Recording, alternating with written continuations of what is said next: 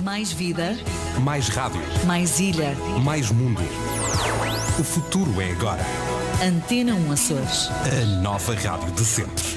Pois bem, hoje é o dia 13 de maio, com um significado muito especial para os católicos e em Portugal. São milhares e milhares em Fátima, 13 de maio. Ora, hoje é uma boa pergunta, o que é que significa hoje o 13 de maio? O que significa este dia no contexto mundial? Que significado tem, que proveito se pode tirar desta religiosidade profunda em relação a esse templo mariano? Fátima é sempre Fátima. Quem vem de longe? Eu gostaria muito de ir a Fátima. E a pergunta, a questão é deixada ao professor José Carvalho. Ele viveu nos Açores, ele é natural de Mar de Canaveses, vive no Porto e viveu em Vila Franca do Campo, foi professor, licenciado em História, em Ciências Históricas, ramo educacional, mestre em História Contemporânea pela Faculdade de Letras da Universidade do Porto, com uma dissertação sobre os jesuítas na véspera da Primeira República.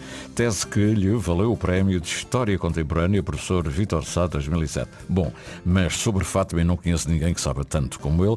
Tem vasta obra publicada, incluindo um guia espiritual de Fátima.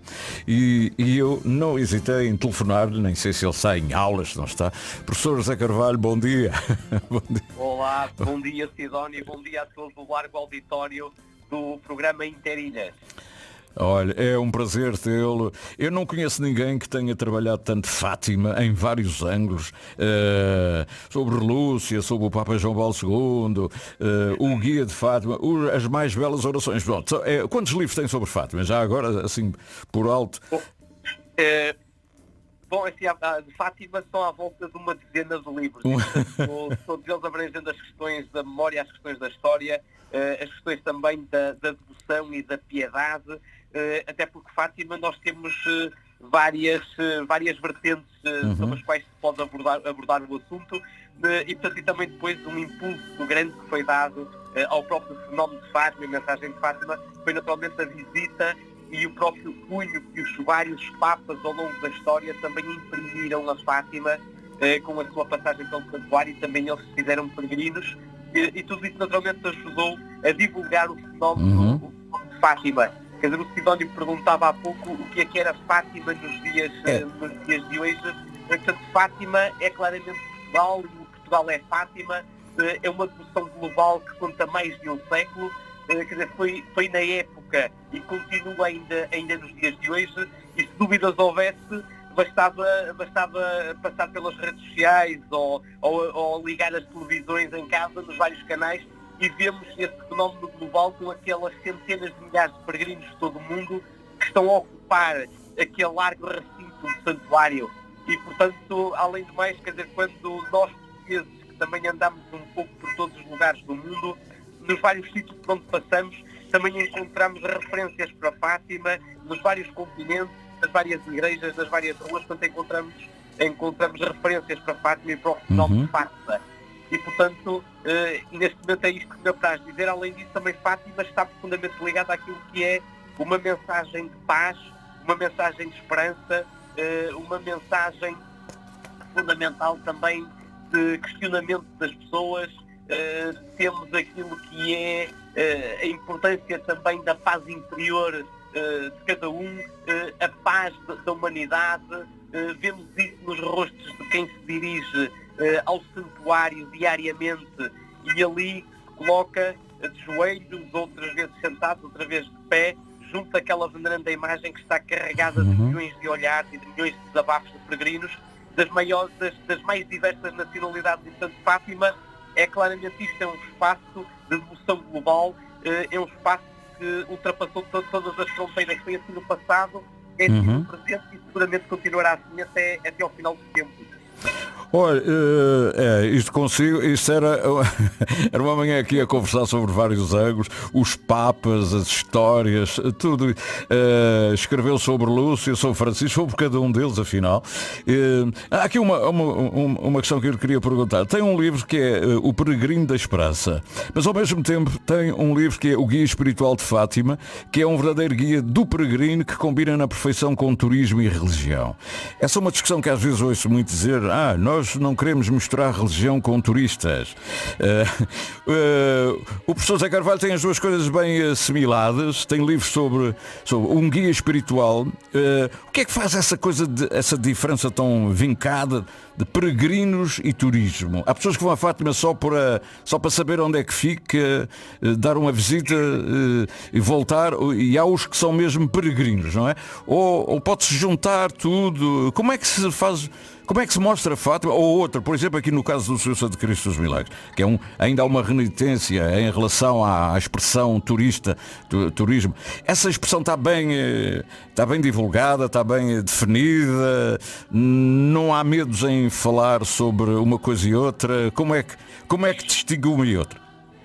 Bom, é assim, a questão, eu julgo que é fundamental nós, quer dizer, num mundo como o nosso, de constantes idas e voltas, de viagens constantes, nós na questão de Fátima e na questão também aí da devoção ao Senhor Santo Cristo dos Milagres, nós, apesar de vivermos num mundo que parece, ou pelo menos aparentemente, liga cada vez menos às questões de natureza espiritual e daquilo que é a vida interior das pessoas, eu julgo que quando nós passamos por Fátima e quando nós passamos pelo Senhor Santo Cristo dos Milagres, nós notamos que as pessoas procuram claramente um espaço de silêncio, até porque em Fátima e também no Senhor Santo Cristo dos Milagres, e portanto eu estive 11 anos nos Açores, como o Sidónio também tão bem referiu aí, e eu recordo-me das celebrações do Senhor Santo Cristo dos Milagres. Eu acho que aqueles milhares de pessoas que ali estão, junto daquele largo campo de São Francisco e daquele largo campo do Senhor, estão ali milhares de pessoas, e o silêncio que se faz sentir a quando da passagem do Senhor é uma coisa que impressiona. Também em Fátima, o silêncio que ali se nota, às vezes com 1 milhão de pessoas naquele largo recinto, eu acho que o que mais impressiona aquelas pessoas das mais variadas nacionalidades, das mais variadas idades, dos mais distintos estratos sociais, aquilo que une toda a gente é a procura de algo superior, que emerge em todo aquele silêncio de quem é peregrino e de quem sabe que é quem é o peregrino. O peregrino é aquele que caminha, o peregrino é aquele que vai ao encontro. E ali as pessoas vão claramente a caminhar e vão ao encontro de algo superior e de algo que lhes dá confiança e alento para enfrentar quantas vezes e muitas vezes os desafios e as dificuldades que a vida terrena nos vai colocando. E, portanto, ali a Fátima vai claramente do peregrino que precisa daquele espaço e precisa muitas vezes se encontrar consigo próprio. Agora, naturalmente, que há também o espaço, se quisermos, do turismo, ou seja, também há espaços, também há os museus para ver foi a história de Fátima, há as próprias casas dos pastorinhos que nos remete para aquilo que foi o Portugal de há 100 anos, o Portugal da Grande Guerra, o Portugal da gripe pneumónica, o Portugal das dificuldades e das complicações da vida, e também essas complicações da vida e dificuldades foram assim há 100 anos do início de Fátima, e 100 anos depois, no século XXI, também essas dificuldades continuam a fazer parte da nossa vida.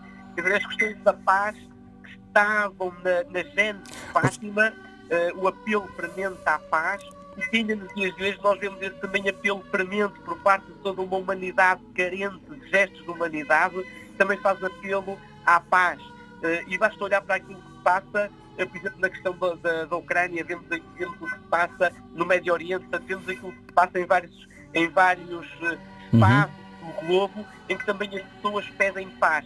Mas pedem paz também num mundo conturbado como o nosso, e numa sociedade super agitada, também pedem paz para as famílias. Cada uma das pessoas também pede paz para o seio da vida onde vive, pede paz também para o trabalho onde está e pede ao mesmo tempo também calma e serenidade para enfrentar muitas vezes os desafios que colocam. Portanto, ou seja, não há que ter medo das palavras, quer dizer, há espaço para os peregrinos e para o turismo em si, ver o lado museológico, perceber, enquadrar, ver os centros interpretativos, não é? E portanto são duas coisas distintas mas complementares. Por isso eu reparo que há aqui um livro seu, O Peregrino da Esperança, e portanto é um livro sobre peregrinos, mas também há o Guia Espiritual de Fátima, que é a combinação perfeita, como diz, do turismo e religião. Cá está um exemplo dos muitos livros, aconselho-se também já agora, neste 13 de maio, a consultar os livros do professor José Carvalho. Olha, Sr. Professor, vamos ter notícias a seguir. Eu agradeço-lhe imenso ter estado aqui a dar esta nota sobre o significado hoje ainda hoje. Embora a Rússia ainda não se tenha convertido, talvez, não? Uma boa questão.